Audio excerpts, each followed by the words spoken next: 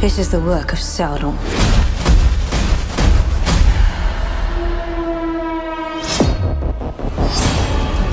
Our armies cannot defeat him. Once the deceiver obtains a being's trust, he gains the ability to sculpt their very thoughts.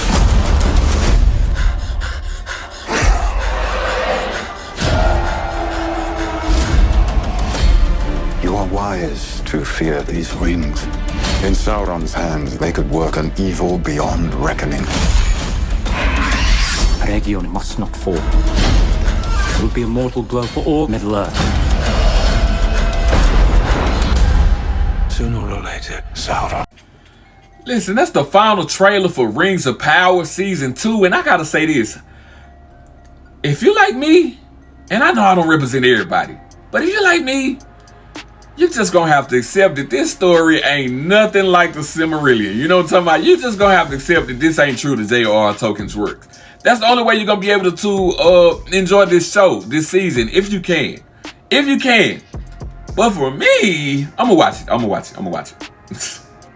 I love Middle Earth. I love shows and movies like this, so I'm gonna watch it. But it's egregious.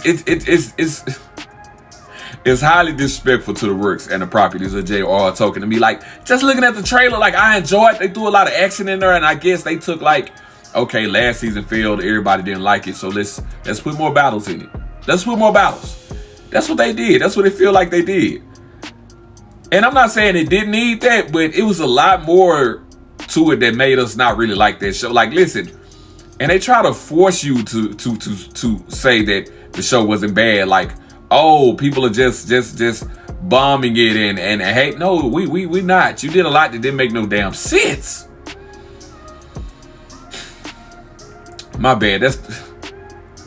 Listen, you did a lot that didn't make no sense, and this is gonna be a continuation of that. It's still things like I'm watching the trailer and I'm looking, I'm like, okay, I like the action, I like the battle, it look dope, that's exciting, but like, are you cramming all the good stuff into this one trailer? Which most trailers do, but are you cramming all in it to get us so excited, and then we still gonna see 20-30 minutes of them following the Harfoots or some hobbits around, like a storyline that we don't care about, that never happened in J.R.R. Tolkien's works? I'm sorry, man. You know, if you're not a book reader, you know, you probably don't get as incensed about it as some of the people who've actually read the books or are in love with the properties of J.R.R. Tolkien. If you're not, you probably don't. But if you are, it's egregious. How my boy Stephen A. Smith said, the unmitigated gall that you guys had with this. It's like Jeff Bezos. I want to talk to Jeff Bezos. Put him on the phone.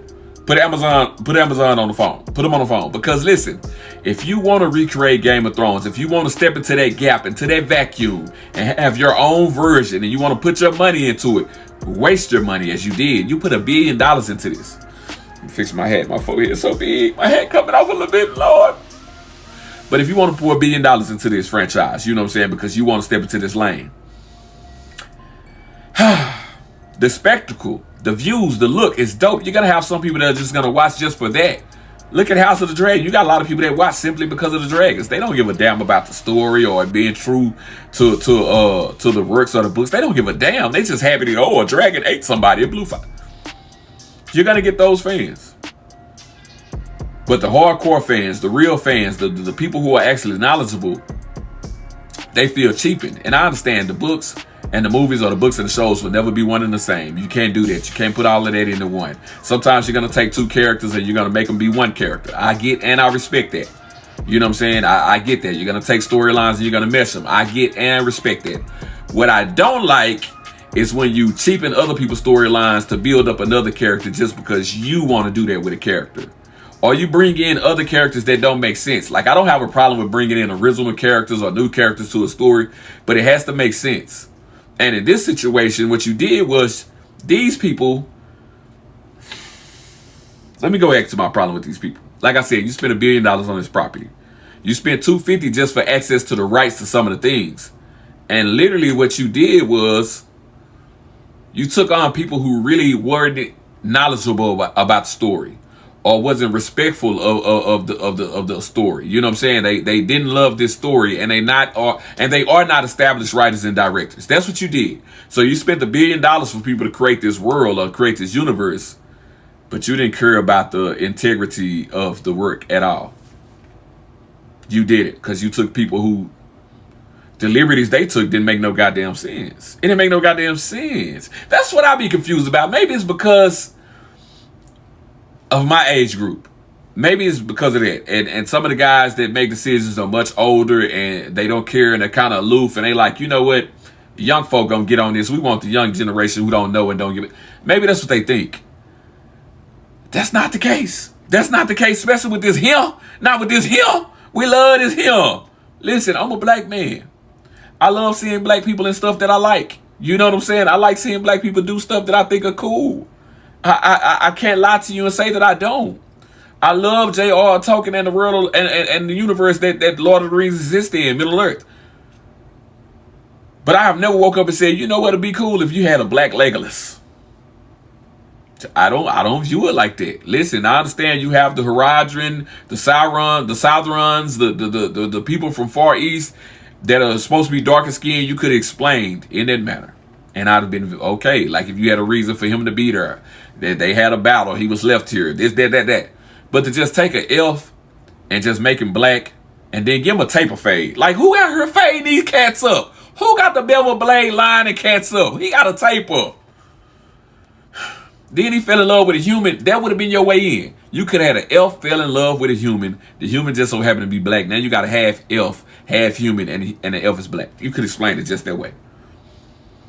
Then you take Elrond and you give Elrond this androgynous haircut. Not saying the elves are androgynous in their own way, but they're described as, in most part, tall and fair, long flowing hair, either black, blonde, or kind of...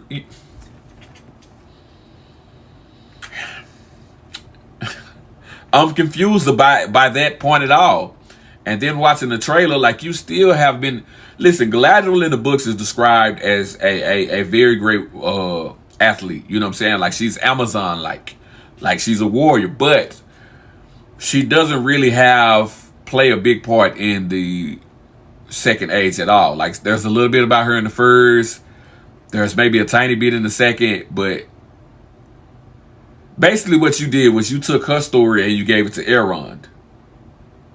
In a way. And then you took some of Elrond's story and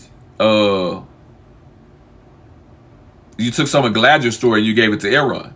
Because in the trailers, all the pouting and the forewarning and foreboding that Elrond did, it was Galadriel that didn't trust Anatar. It was her in the books. But now she's just ready to put... It's just a lot. I'm just confused by even the orcs. Who asked for albino orcs? I'm not saying they don't exist. I've seen albino roaches. I used to live in the trenches. I've seen an albino roach. I get the thinking that, oh, they live in darkness. They live in caves. They live underground. The orcs are described as dark. They're usually kind of brownish, greenish, grayish. You know what I'm saying? They're described in that manner like... You know what? Let's make the orcs albino. They don't get to see the sun. We're going to do this. We're going to do it. They're not natural creatures. They were made from the muck. They were mutated. Mutated elves made from the muck. And then Celebrimbor. I know I'm just venting. Then Celebrimbor. Listen. Celebrimbor and Galadriel are literally about the same age. If not, Celebrimbor might be younger. Celebrimbor is the last surviving member of the family of Fëanor, who's like the greatest elf warrior of all time, like my favorite. I love Fëanor. I wish they do the first age. But that's Celebrimbor. Why does he look like an old man compared to Galadriel, who looks young? Galadriel look like she's like 26, 27. This nigga... Celebrimbor look like he every bit of 65. It don't make sense. Why? The elves are immortal. I know some of them get old and get weary because as time flies, they miss being, you know what I'm saying? They miss being in the West and Valinor, but that don't make no damn sense. Like, y'all just doing stuff, man, at this point. Like, then you got a giant troll. Like, the troll look dope. I can't lie, but why he got a name? Like, I'm just confused by a lot of stuff they did. Then the Harfoots or the Hobbits, they're not in the second age. They don't show up to the third age. Tom Bombadil, he's been there since the beginning of the time. We know this. Why are you showing Tom Bombadil? We never see him to the third age. And then a Balrog, Durin's Bane. The dwarves don't deal with the Balrog to the third age, man. You got stuff that go on 4,000-5,000 years from when this story's supposed to be told. But that don't matter, because what you did was you took 2,400 years and you condensed it into 5 years. So the whole line of Elendil, you know what I'm saying, his son is Isildur, Anarion, which we haven't even seen yet, his daughter, Alfarazon, his queen. It just don't make sense. I don't know, man. I'm gonna watch it though. I'm gonna watch it, but I got a lot of complaints. I got a lot. Nice trailer though. Nice trailer. Junior.